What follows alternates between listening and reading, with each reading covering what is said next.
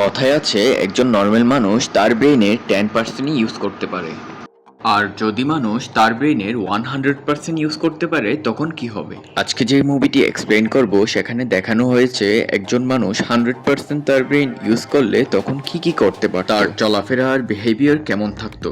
মুভিটি শুরু হয় একজন মেয়েকে দিয়ে যার নাম হচ্ছে লুসি। সেখানে তার এক ফ্রেন্ড সুইটকেস নিয়ে আসে আর বলে সুইটকেসটি যদি হোটেলের ভেতর একজন মানুষকে দিতে পারে তার জন্য সে $500 পাবে। তার কথাতে লুসির সন্দেহ হয় আর তাকে মানা করে দেয়।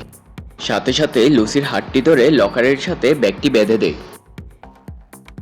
আর তাকে তার ফ্রেন্ড বাধ্য করাতে হোটেলের ভেতর যেতে বাধ্য হয়। সে হোটেলের দিকে ঢুকে সোজা রিসিপশনের দিকে চলে যায়। রিসিপশনে গিয়ে মিস্টার চ্যাং নামের মানুষ সম্পর্কে জিজ্ঞেস করে। এরপরেই সেখানে কিছু মানুষ আসে আর তারা হোটেলের বাইরেই লুসির ফ্রেন্ডটিকে গুলি মেরে দেয় আর লুসিকে ধরে হোটেলের দিকে নিয়ে যায়। হোটেলের রুমে যাওয়ার পর মিস্টার চ্যাং আসে আর তার হাত রক্তে ভরা ছিল। হাতটি ওখানে গিয়ে ধুয়ে নিচ্ছিল আর সে লুসিকে হাত ধোয়ার সময় জিজ্ঞেস করে এই সুটকেসের ভিতর কি আছে। লুসি তাকে দেখে ভয়ে কান্না করে করে বলে আমি জানি না, আমার বন্ধু আমাকে ব্যাগটি দিয়েছিল হোটেলের ভিতর দিতে, ভেতরে কি আছে তা আমি দেখিনি। আর সে টেবিলে বসে সুটকেসের কোডটি তাকে লিখে দেয়। লুসিকে সুটকেসটি খুলতে বলে ওখান থেকে দূরে সরে যায়। লুসি জিজ্ঞেস করে এখানে কি বম আছে না। চ্যাং বলে হতে পারে, তোমার বন্ধুর উপর আমার একটুও বিশ্বাস নেই, সে যে কোনো কিছুই করতে পারে। লুসির অনেক ভয় করছিল, সে সুটকেসটি খুলতেই চাচ্ছিল না। চ্যাং এর মানুষজন যখন তার দিকে বন্দুক তাক করে তখন বলে হোয়াইট হোয়াইট আমি খুলছি। সে অনেক ধীরে ধীরে সুটকেসটি খুলছিল। খোলার পর সেখানে 4টি নীল কালারের প্যাকেট দেখতে পায়। এগুলো এক রকমের ড্রাগ ছিল আর ওগুলো পরীক্ষা করার জন্য একজন মানুষকে ধরে নিয়ে আসে। যখন সে ড্রাগটি মুখে নেয় সে অনেক আজীব বিহেভ করছিল, আবার সে অনেক জোরে জোরে হাসা শুরু করে দিয়েছিল। তার এত বেশি হাসি দেখে চ্যাং তাকে গুলি মেরে দেয়। লুসি অনেক বেশি ভয় পেয়ে যায়। এখন চ্যাং লুসিকে বলে তোমাকে একটি জব অফার দিতে চাচ্ছি। লুসি বলে না, আমি এ ধরনের কাজ করতে পারবো না, আমাকে শুধু যেতে দাও, আমি শুধু চলে যেতে চাই। এখানে চ্যাং এর একজন মানুষ তাকে জোরে ঘুষি মারে। এরপর বড় একটি কনফারেন্স রুমে একজন প্রফেসরকে দেখা যায়।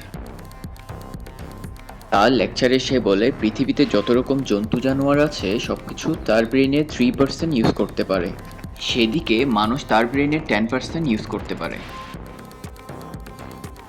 কিন্তু সমুদ্রের ডলফিন মানুষের চেয়ে অ্যাডভান্স। ডলফিন তার ব্রেইনের 20% ইউজ করতে পারে, মানুষ থেকে অনেক চালাক চতুর। প্রফেসর আরও বলে একজন মানুষ যদি তার ব্রেইনের 20% ইউজ করতে পারে সে তার পুরো বডিকে কন্ট্রোল করতে পারবে। যদি সে 40% ব্রেইন ইউজ করতে পারে তাহলে সামনের মানুষকেও সে কন্ট্রোল করতে পারবে। সেখানে অডিয়েন্সে বসে একজন প্রফেসরকে জিজ্ঞেস করছে যদি মানুষ তার ব্রেইনের 100% ইউজ করতে পারে তখন সে কি করতে পারবে। আর প্রফেসর তাকে রিপ্লাই দেয় এটা সম্পর্কে তো আমার কোনো ধারণাই নেই, কি হতে পারে। এদিকে লুসির সেন্স চলে আসে। সে যখন ঘুম থেকে ওঠে তখন তার ব্যথা লাগছিল, তার মনে হচ্ছিল তার শরীরের কোনো পার্ট খুলে ফেলা হয়েছে। রুমে কিছু মানুষ আসে, তারা তাকে চ্যাংয়ের সামনে নিয়ে যায়। সে চ্যাংকে তার শরীরে কি করেছে জিজ্ঞেস করে। এরপর সেখানে একজন ডক্টর চলে আসে। সে বারবার জিজ্ঞেস করার পর ওই ডক্টরটি বলে টেনশন নিও না, আমরা তেমন কিছু তোমার সাথে করিনি, শুধু প্যাট কেটে কিছু ড্রাগ রেখেছি, ড্রাগগুলি প্যাটের ভিতর প্যাকেটিং করাই আছে। সেখানে আরও 3জন মানুষকে নিয়ে আসে যাদের প্যাটেও ড্রাগ রাখা হয়েছিল, আর সেখানের 4জনকে এক এক জায়গায় ড্রাগগুলো সাপ্লাই করতে হবে। যদি সেখানের কেউই চালাকি করতে চায় তাহলে তাদের ফ্যামিলি মেম্বারদের মেরে ফেলা হবে। চ্যাংয়ের মানুষ তাদেরকে মুখে কাপড় পরিয়ে সেখান থেকে নিয়ে যায়। এরপর লুসি হঠাৎ করে নিজেকে একটি বন্ধ রুমে পায় যাদের জন্য সেখানে ড্রাগ নিয়ে আসছিল, কিন্তু তারা লুসির সাথে বদমাশি করতে চাচ্ছিল। যখন লুসি তাদেরকে মানা করে তখন তারা তাকে ফেলে অনেক মারে। তার প্যাটের মধ্যে এত জোরে জোরে তারা মারে যে লুসির প্যাটের ভিতরের ড্রাগগুলো ফেটে যায়। প্যাকেটগুলো ফেটে যাওয়ার সাথে সাথে ড্রাগগুলো লুসির শরীরের সাথে মিশে যাচ্ছিল। ড্রাগগুলো হালকা হালকা মিশার আগেই লুসির শরীরে অনেক বেশি চেঞ্জেস চলে আসছিল। সে অনেক বেশি নাড়াচাড়া করছিল, তার শরীর হাওয়াতেই উড়া শুরু করে দিয়েছিল। এরপর লুসির যখন হুঁশ আসে সে নর্মালি হয়ে গিয়েছিল, কিন্তু তার এখন নিজেকে ডিফারেন্ট মনে হচ্ছিল। আগে যেই লোকটি তার সাথে বদমাশি করতে চেয়েছিল সেই লোকটি আবার রুমে আসে। সে বদমাশি করতে চাইলে লুসি তাকে অনেক মারে, আর রুমটি থেকে বের হয়ে সেখানে যতগুলো মানুষ ছিল সবাইকে গুলি মেরে দেয়। সেখানে লুসির শরীরেও একটি গুলি লেগে যায়, কিন্তু সে নিজেই তার শরীর থেকে গুলিটি বের করে ফেলে। তাকে দেখে মনে হচ্ছিল তার শরীরে কোনো ব্যথাই তার লাগছিল না। এরপর লুসি সেখান থেকে কাপড় নিয়ে চেঞ্জ করে সেখান থেকে বের হয়ে যায়। সেখান থেকে বের হয়েই সে একজনকে মেরে ফেলে। এরপর ট্যাক্সি নিয়ে সেখান থেকে হসপিটালের দিকে যায়। অপারেশন থিয়েটারে দেখতে পাই ডক্টররা একজন মানুষকে অপারেশন করছিল। সে স্ক্রিনে তার মাথার দিকে দেখছিল।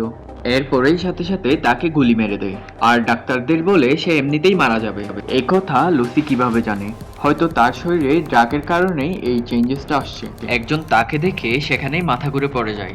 লুসি ডাক্তারকে বলে, আমার শরীরে ড্রাগ আছে, খুব দ্রুত আমার শরীরে অপারেশন করো আর ড্রাগগুলো বের করো। ডক্টর গান দেখে ভয় পায়। তার কাছে অন্য কোনো অপশন ছিল না বলে অপারেশন শুরু করে।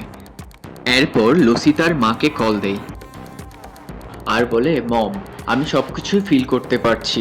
এই বাতাস, জমিনের আওয়াজ, আমার শরীরের ভেতরের আওয়াজই আমি শুনতে পাচ্ছি। এমনকি আমার ছোটবেলার কথাও মনে পড়ছে, কিভাবে আমি ছোট থেকে বড় হয়েছি।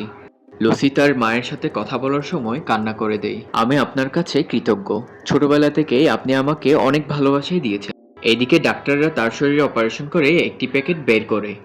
এতগুলো সিক্রেট ড্রাগ দেখে ডক্টর বলে, এতক্ষণ কিভাবে সে বেঁচে আছে? যদি পুরো একটি প্যাকেট তার শরীরে মিক্স হয়ে যায় তাহলে কি হবে? আর লুসি ডক্টরকে বলে, আমি হয়তো আর বেশিক্ষণ বাঁচবো না। এরপর সে ঠিক হয়ে সেখান থেকে চ্যাংয়ের ওখানে যায়। ওখানে যারাই তার সামনে এসেছিল সবাইকে মেরে ফেলে। এরপর সে চ্যাংয়ের রুমে ঢুকে। চ্যাংয়ের কাছাকাছি গিয়ে তার হাতে ছুরি ঢুকিয়ে বলে, অন্য মানুষগুলো কোথায় যাদের পেটে তুমি ড্রাগ রেখেছিলে? যখন চ্যাং তাকে কোনো কিছু বলতে চাচ্ছিল না, সে তার মাথায় হাত রেখে তার মাইন্ড রিড করে। লুসি এখন তাদের লোকেশন খুঁজে পেয়েছে যেখানে তাদেরকে পাঠানো হয়েছিল। আসলে ওই ড্রাগের কারণে লুসির শরীরে অনেক বেশি কাজ করা স্টার্ট করে দেয়। সে এখন তার এক ফ্রেন্ডের কাছে যায়। তার সাথে কোলাকুলি করলে সে তার শরীরের সবকিছুই ফিল করতে পারে। লুসি তাকে বলে, তোমার ল্যাপটপটি আমার এখন প্রয়োজন। ল্যাপটপটি নিয়ে সে রিসার্চ করতে বসে যায় সেই প্রফেসরের, যে প্রফেসর মানুষের মাইন্ড নিয়ে কাজ করে এবং তার সম্পর্কে কথা বলতে পারে। তার নাম হচ্ছে স্যামুয়েল নরমান। সে 20 বছর থেকে মানুষের মাইন্ড নিয়ে কাজ করছে। তার সম্পর্কে সবকিছু জানার পর প্রফেসরকে কল দেয়। লুসি তাকে বলে, আপনার ওয়েবসাইটের 700 পেজ পড়া হয়ে গিয়েছে।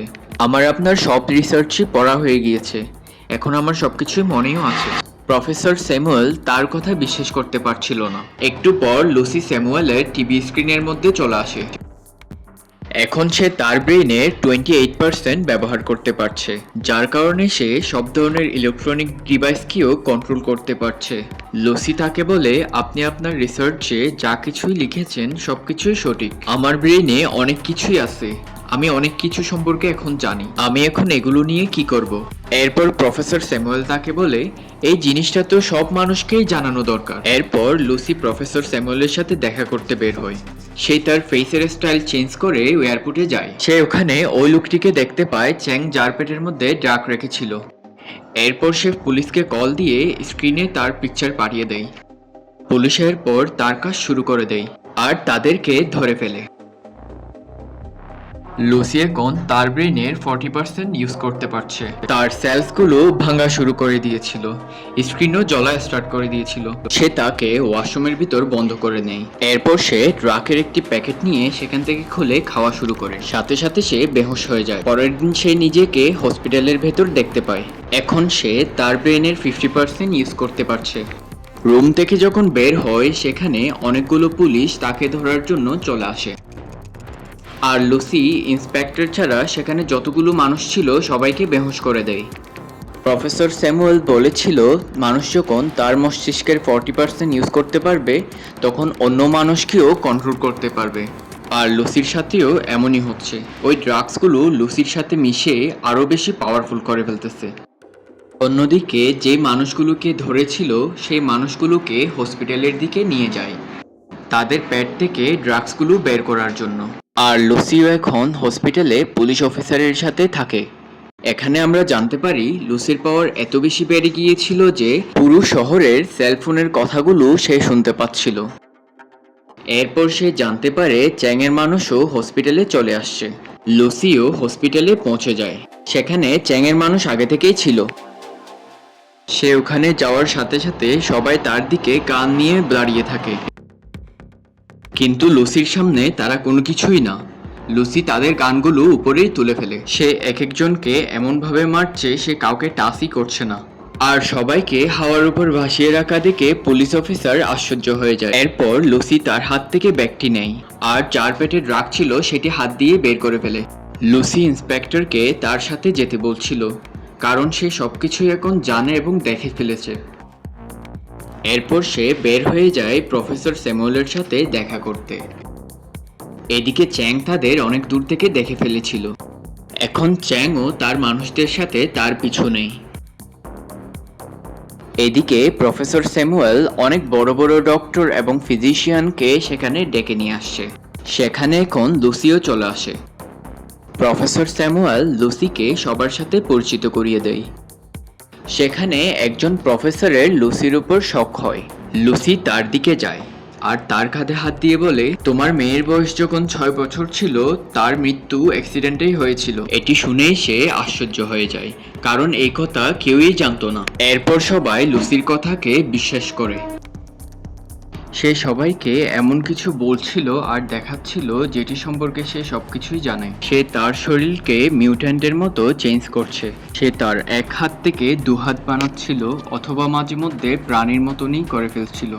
লুসি সবাইকে বলে, আমাদেরকে শেখানো হয়েছিল 1 + 1 = 2, কিন্তু আসলে পৃথিবীতে কোনো নাম্বারই নেই। এই নাম্বার আসলে মানুষ নিজেকে বোঝানোর জন্যই বানিয়েছিল, যাতে খুব দ্রুত যে কোনো জিনিস জানতে পারে। আর প্রফেসর স্যামুয়েল তাকে জিজ্ঞেস করে, দুনিয়া যদি ম্যাথমেটিক্স দিয়ে না চলে তাহলে কিভাবে চলছে? লুসি তাদেরকে একটি স্ক্রিনে দেখায় একটি গাড়ি অনেক দ্রুত চলছিল, আর এত দ্রুত চলার পর গাড়িটি দেখাই বন্ধ হয়ে যায়। গাড়িটি আমরা দেখছি না, কিন্তু আসলে সেটি চলছে। একটি সময়েরই প্রয়োজন, টাইম সিচুয়েশন ছাড়া কোনো কিছুই না। এসব কথা বলার পরপরই সেখানে চ্যাংয়ের মানুষ চলে আসে। চ্যাংয়ের লোক বিল্ডিং এর চারপাশে ঘিরে ফেলেছে। ইন্সপেক্টর এসে লুসিকে বলে, আমরা বেশিক্ষণ তাদেরকে থামাতে পারবো না। লুসি এখন তার শরীরে CPH-4 এর ট্র্যাক লাগিয়ে দেয়, যেটি সে হসপিটাল থেকে নিয়ে এসেছিল। লুসি এখন প্রফেসরকে বলে, আমি একটি কম্পিউটার বানাবো আর আমার যতগুলো স্টোরেজ আছে সবকিছু ওখানে পোস্ট করে দিব।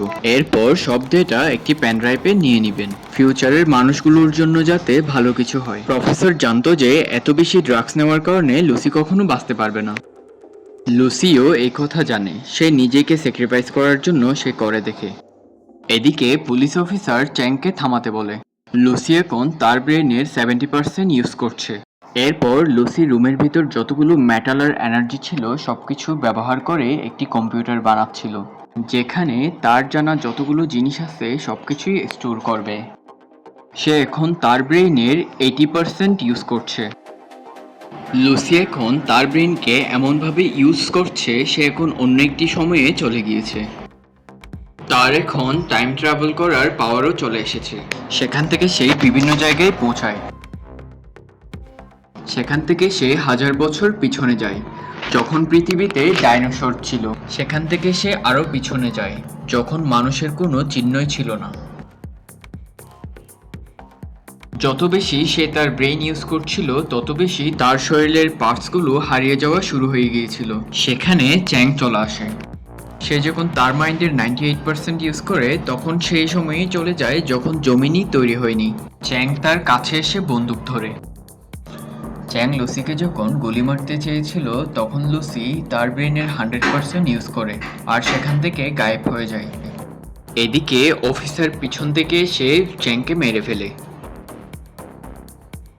লুসি এখন প্রফেসরের কাছে এসে পেনড্রাইভটি দেয়। প্রফেসর যখন তাকে জিজ্ঞেস করে, লুসি তুমি এখন কোথায়? পুলিশ অফিসারের মোবাইলে মেসেজ আসে, আই এম এভরিওয়্যার। এত বড় জীবনে মানুষ শুধু টাকা ইনকাম করার জন্য তার শরীরকে ব্যবহার করে। আমাদের মাইন্ডের মধ্যে এমন একটি কম্পিউটার দেওয়া হয়েছে যেটি অনেক অ্যাডভান্স। আমাদের ব্রেইনকে আমরা কোনো কিছুতেই ইউজ করতে চাই না। খুব কম মানুষই তার ব্রেইনের হালকা হালকা ইউজ করে কাজ করতে পারে। আর এখানেই মুভিটি শেষ হয়। Thank you for watching.